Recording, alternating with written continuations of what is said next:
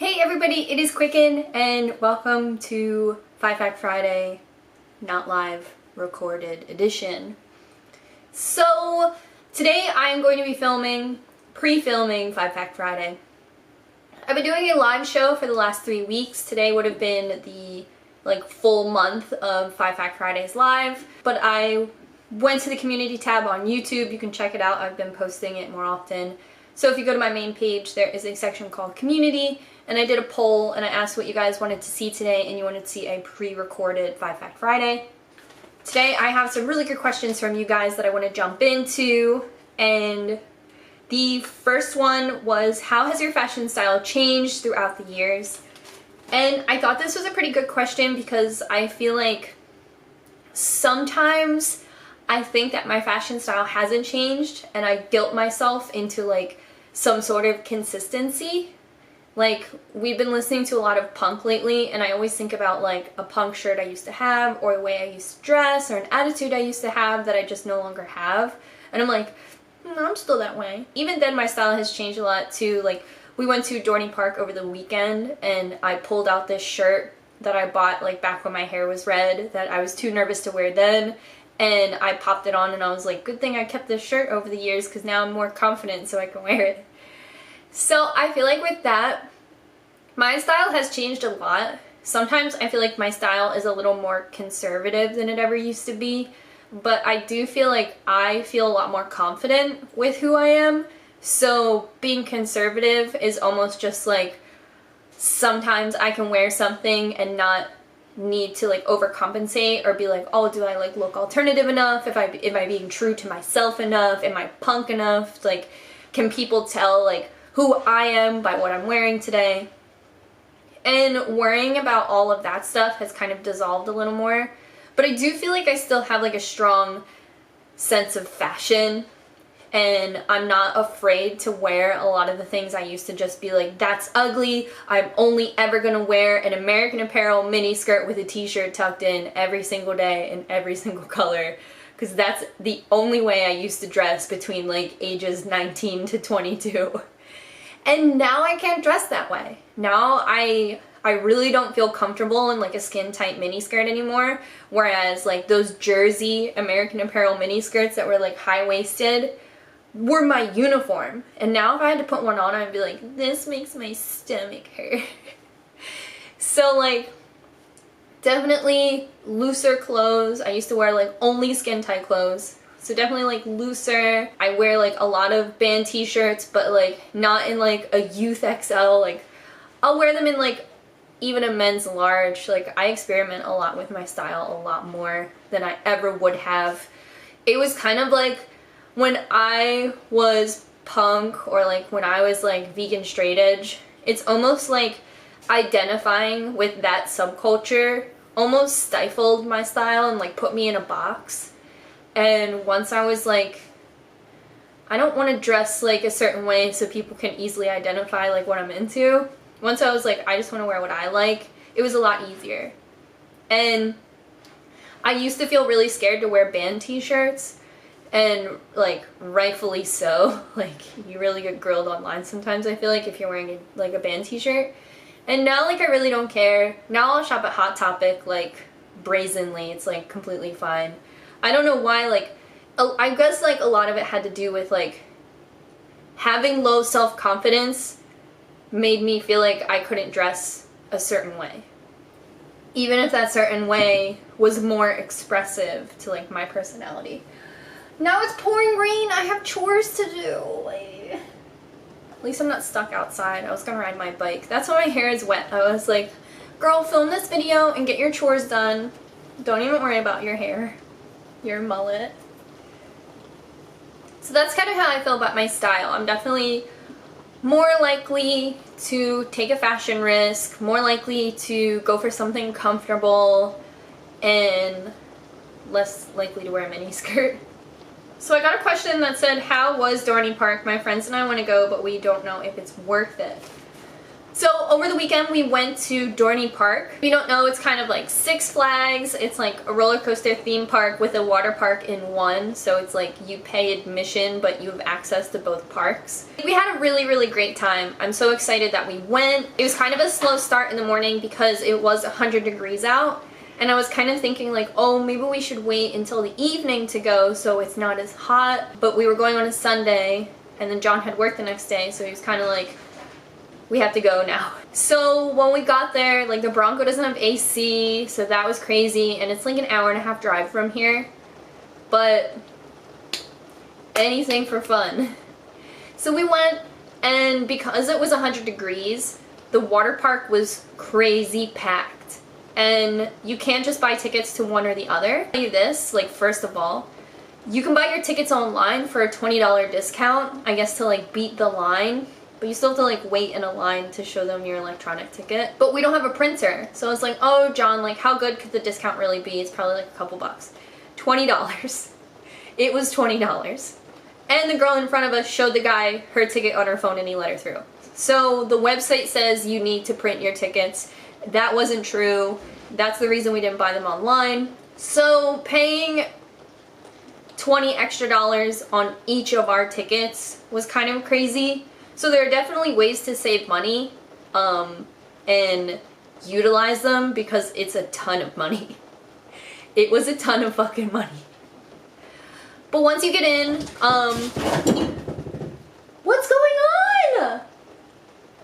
Olive has the Zoom, so if he runs by, you know why. Once we got in, like I said, we walked over to the water park and it was just packed. Like the steps leading up to the water slide, like it was just packed with people. And you can get like a ticket to like, or like a pass so you can get to the front of the line. They have like express passes, and then they were $20 more. And then you need to buy like an express pass. You're crazy! You are crazy! So then you can get an express pass plus so you can get on the water rides. And I'm just like, do you want to spend $500 or what? So we did not get the express pass, but because of like how congested and crazy it was, we didn't do the water park. And it's kind of sad because it was 100 degrees and you go so you can be like, oh, it's 2 parks for the price of 1. You go to Six Flags and just do 1 park. I don't really know how much the price is to just go to Six Flags though. But we walked through the water park and we saw how crazy the lines were, and it just like wasn't worth it. And then like John had like one favorite ride where it was in the regular like rides part of the amusement park, but you like did get wet. And he was like, let's do this. And we waited in line for a half hour. It's like this white water rafting kind of ride where you're in like a big circle. It's not like a log flume, but it's like a big circular thing. And I got hurt on the ride. I don't know if you can tell if I'm being a drama queen, but it pinched my elbow and created this like weird bulb. I don't know if you guys see it. It's like not healed yet. Anyway, we waited in line for a half hour and I am like oblivious in line, like I'm waiting in this long line for John. I don't want to get in this ride. We didn't change into our bathing suits because we decided to not go to the Water Kingdom, but I know right now that I'm gonna get wet in my regular clothes. So I'm just standing in line, and apparently all these people are talking about, not all these people, one woman in a blue bathing suit and a family behind us are making comments about my tattoos, and me like whatever, but apparently it's like really upsetting John, because you know when you're like waiting and you kind of dial in on one thing, and the one thing I was thinking about was John made me rent a locker for 1 water ride. And John was like, why is this lady in the blue bathing suit so offended by Amanda? But I was looking good! Whatever. I hated that ride. But all the other rides we went on were really good. There were no lines for the roller coasters because the majority of the people inside of the park were at the water park. So we did like all the roller coasters. We did roller coasters twice. It was super fun. And because we got soaking wet on one ride, I guess like our clothes being wet kind of did help us. But by the end of the day, I got a really bad headache and we did get stuck on one ride. So the ride is called Possession or Possessed, something like that. It's called Possessed, and the gift shop is called Possessions. So we got stuck on the ride Possessed, and like it's not like story time. I was stuck on a ride at Dorney Park, but we were stuck on there for like 15 minutes. It's like a ride where it's like a roller coaster shaped like a U, and it doesn't complete the circle. So you're in the middle down here, and it shoots the roller coaster this way, and then shoots it back the other way, so you feel the sensation of like going backwards, and then like all the way up, and it's like, and then the roller coaster like abruptly stops on both sides. So if you're in one of the front cars, you're like, are we gonna shoot off into space? And your feet are dangling. So apparently like someone's hat flew off. And when you get on the roller coasters, along the way there's all these signs that are like, secure your belongings, that's what it says. And then they give you a little cubby to put your stuff. So I would take off my shoes for every ride because I just wasn't sure, and I thought it would be really embarrassing if one of my shoes like flew off. I just didn't want to be embarrassed. All of the rides kind of have this, but people still go on the rides like holding their cell phone, and they're like, I'm gonna get some real good footage for my Instagram followers. But imagine if the cell phone flew out of your hand and hit me in the head. I would be so embarrassed and dead. And when we went to Ocean City, when we did the rides at the boardwalk, they metal detector wand you before you get on the ride to make sure you don't have your cell phone on you. And I expected Dorney Park to be on their level, and they weren't. So some people just like really did bring their cell phones onto the ride and just held them for dear life. And I was like, dog, could you not? So we were on Possessed, and somebody's hat flew off. And the way it flew off, it flew and it triggered a sensor, and it made the ride like halt to a stop. And we were like, and John was like, this is the whole ride. I was like, no, something's wrong. So kind of like where we were hanging, I guess we were like exposed, and like you heard someone crying, and you heard someone saying like, we're being sunburned and stuff like that, but like I had sunscreen on. But you did feel like overexposed and weird. When a ride is triggered like that, someone has to manually come and like put their key in to like make sure they inspected it and it's okay to like let us come off. So that had to happen. So I was like spying and like reporting and letting people know. Whatever. Other than that, Dorney was chill, and being stuck on a ride is like kind of exciting.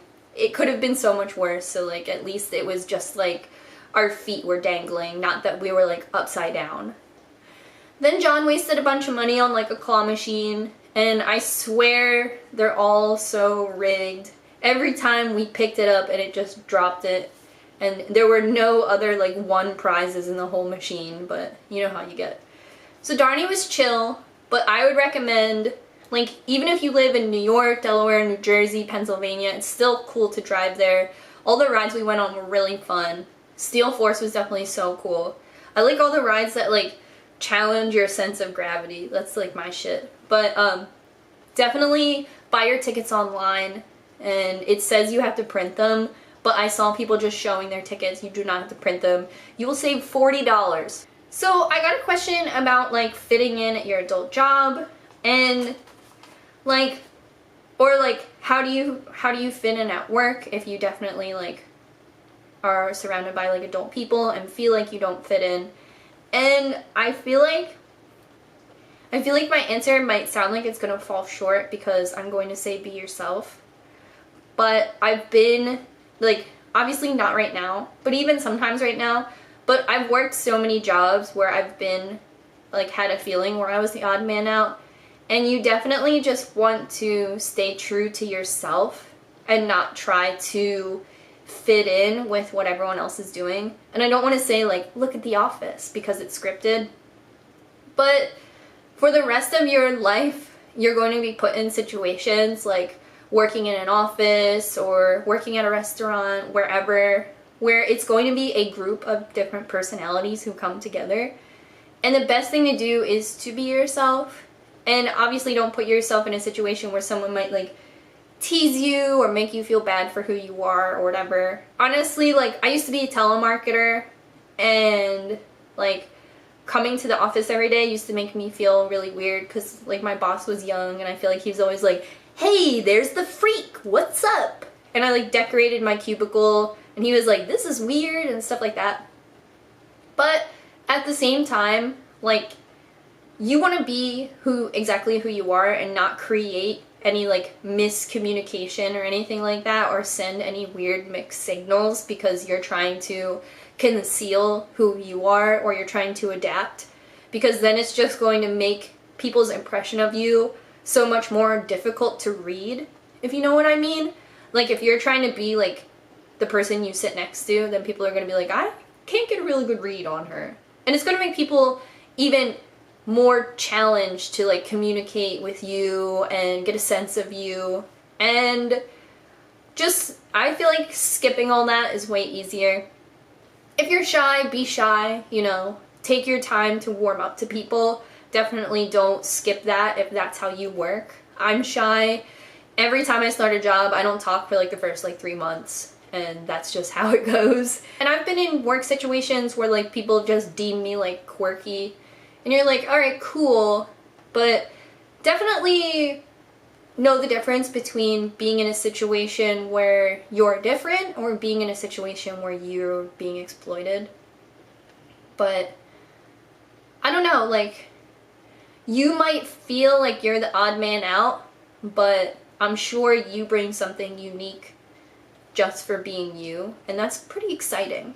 I don't know if anyone ever talks about that, or everyone does, but you don't know what it means. Because be yourself is something we all talk about. So I got a ton of questions about, like, I guess like being a homeowner or living in a home or living in your own home. And I definitely didn't know how to approach it in a way where I could just talk about it on Five Fact Friday, because we are at like the 20-minute mark. But I did want to like kind of touch on it briefly, and maybe if there's something I don't cover or something you want to hear specifically, definitely comment it down below. And I'd love to explore it maybe in a full video. If you don't know, John and I live together, and it's the house that I had a series on that we were building for all these years. So we live in that house now, and it's pretty exciting. You know, I wasn't too sure at first like how everything was gonna go, and I wasn't like super public about a ton of stuff, and I didn't want to put a label on anything. And I definitely like thank you guys so much for understanding that. And like before I put a label on it, I just wanted to like figure out what I wanted. Living here is something I really, really did want, and I really do love it. So stepping aside from that, like how I feel about it, like having a home is really cool, and a lot of my friends are buying houses, and we live in Philadelphia, so the houses are relatively small. So if you live in the suburbs, it's not like a full house. Depending on what neighborhood you move into, there's like may or may not be a backyard, and if there is a backyard, it's not big. It's probably the size of like a parking spot on average. But it's cool to have a house, and definitely in my age group, because a lot of my friends are buying homes, it's definitely something that a lot of people are talking about. And whenever I shampoo somebody and they find out that we own and not rent, it's always like a big topic that people want to talk about. And I feel like you have to be like put in that club. And it's interesting, but it can definitely be stressful. But then renting is stressful as well. I feel like a lot of people will tell you that property is the best investment. So to own your house and make payments on it is better because you're investing in something versus renting. I feel like that can be difficult to digest because I feel like millennials are a little more transient, and we have to like find work where we can, and we have to find situations that like, or like housing or a lifestyle that accommodates our situation. Like me living in a city works out because I don't really drive, stuff like that. So I could definitely see like owning being a little risky, especially if you are ready to pack it all up and leave whenever.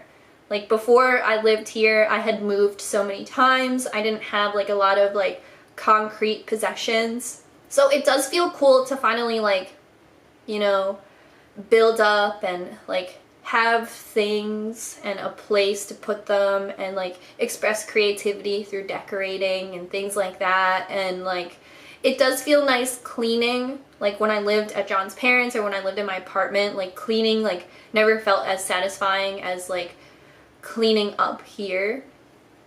So that's really cool. And I mean, there are things that make you nervous, but also things like 4th of July. Like I was really scared the whole time we were out. I was like, all right, so whenever you want to go home and make sure our house isn't on fire, like that would be cool.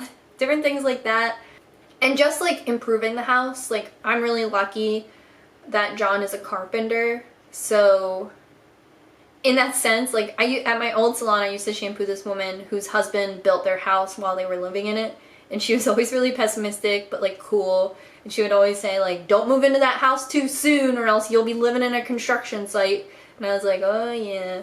But it's like a little bit like that, but I'm happy that my life, like, I don't know, isn't the status quo. Like, I'm lucky. I feel like that something is always different and challenging every day, and it's never what I expect. And definitely, like, living in a home that you own is one of those exciting things. But yeah, it's cool. I love like having our own stuff, having our own fridge, having a kitchen to cook in. I mean, all of those things are really cool. And just like, there's always room to expand and grow. And you feel like you might be grounded because you own a home. But a house is equity. And with that, like, we could sell the house. And it's not like necessarily easy, but you always can. And I used to shampoo this one girl recently who, like, I was shampooing her one day and she was like, I really want to move. And I was like, that's cool. She was like, no, I think I'm going to do it. And I was like, don't you own your house? She's like, yeah, I'm going to sell it. And I was like, what? But isn't buying a house hard? You're just going to like, she's like my age. And she's like, yeah, I'm going to do it. And I was like shampooing her over the course of the next couple months. And she really did do it and moved to Florida. And I was like, cool. And the price of living is cheaper in Florida. So she probably got like a really good return on her investment, like her home, and then used that money to move somewhere else. Ethan's looking in the mirror. Hi, you're beautiful. It's true. So having a home is cool. I like having a home base for our friends to come visit too. And I'm actually going to be having a party for my friends to come over because no one's really been here yet. So, I mean, no one from like the salon has been here yet. So it's cool to like show someone your house and be proud of it. It's interesting. It's an interesting kind of dynamic. But, you know, it can be scary as well. But I definitely don't feel stuck in this situation where I thought I would. Like when we were building the house, I feel like I was really bratty about everything and like really just like HGTV about the whole thing. Like, oh, my turkey isn't gonna fit in this oven kind of shit. And now it's like not something I think about ever. So I feel like the lead up was more anxiety than living here, which created tension that doesn't exist now. And like I said, like the house isn't finished, like we don't have a shower, but like, I don't know, I love it. And I love that the house is going to grow with us. And even though it is it's like a rather small space, I feel like one of my friends bought like a beginner home, and I feel like the layout, although different, is probably like a very similar square footage. So it is like a cool beginner home, but we don't need much more. And I watch a ton of like tiny home series, like apartment sort of like videos, or like my New York apartment video. So I keep myself humble about it. But yeah, that is 5 Hack Friday recorded. I hope you liked it, and I am thankful for everybody who submitted questions. If you are excited for the live format, definitely let me know in the comments. If you prefer recorded, I would love to accommodate everybody and just give everybody the kind of content they like. Let me know. Subscribe if it's your first time here, and if you caught the soda tax video, definitely let me know what you think. I had a lot of fun making that video, and I'm excited to bring you 2 videos this week. If you're wondering where Tattoo Talk Tuesday is, I just have to sit down and edit it.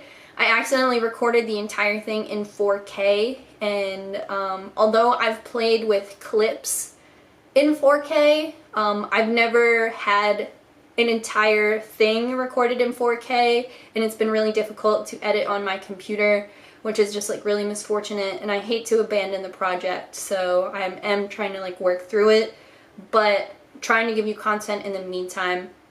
So that's where that video is. May I never shoot in 4K ever again unless I get a new computer.